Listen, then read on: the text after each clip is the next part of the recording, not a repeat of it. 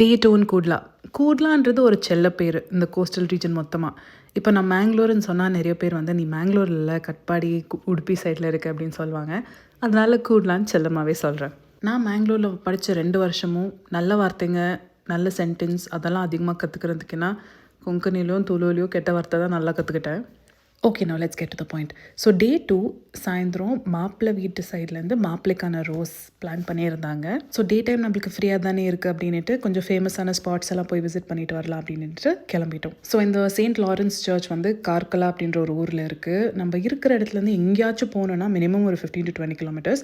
But Bangalore மாதிரி கிடையாது. 15 to 20 kilometres 15 to 20 மினிட்ஸில் ரீச் ஆகலாம். அதுக்கப்புறம் லஞ்சுக்கு நேராக மணிப்பால் போயிட்டோம். ஸோ மணிப்பால் நிறைய பேருக்கு தெரிஞ்சிருக்கலாம் பிகாஸ் ஆஃப் த காலேஜ், அங்கே இருக்கிற கல்ச்சர்னால.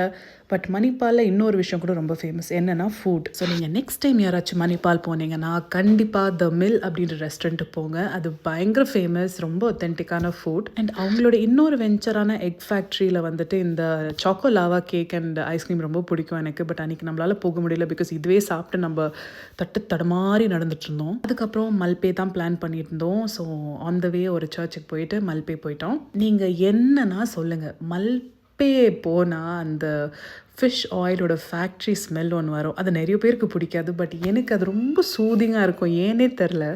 ஆல்மோஸ்ட் ஒரு மாதிரி அழுவின மீன், கருவாடு வாசனை அந்த மாதிரி சொல்லலாம். பட் அது எனக்கு பிடிச்சிருக்கு. ஸோ மல்பே நம்ம போகும்போது நம்மளோட மெயின் மல்பே என்ட்ரன்ஸை நம்மளுக்கு க்ளோஸ் பண்ணிவிட்டு பார்க்கிங் சைட் அமுச்சு விட்டாங்க. ஸோ அது ஆல்மோஸ்ட் அந்த மெயின் ஏரியாவிலேருந்து ஒரு 2 கிலோமீட்டர்ஸ் உள்ளுக்குன்னு சொல்லலாம். பட் அது போனது ரொம்ப நல்ல விஷயமா போச்சு because மல்பே was shit crowded. But இந்த சைடு அவ்வளோ ப்ளசண்ட்டாக இருந்தது. இன்ஃபேக்ட் ஒரு கேரவன் கூட யூகேலேருந்து ஓட்டிகிட்டு வந்திருக்காங்க ஒரு கப்பிள்.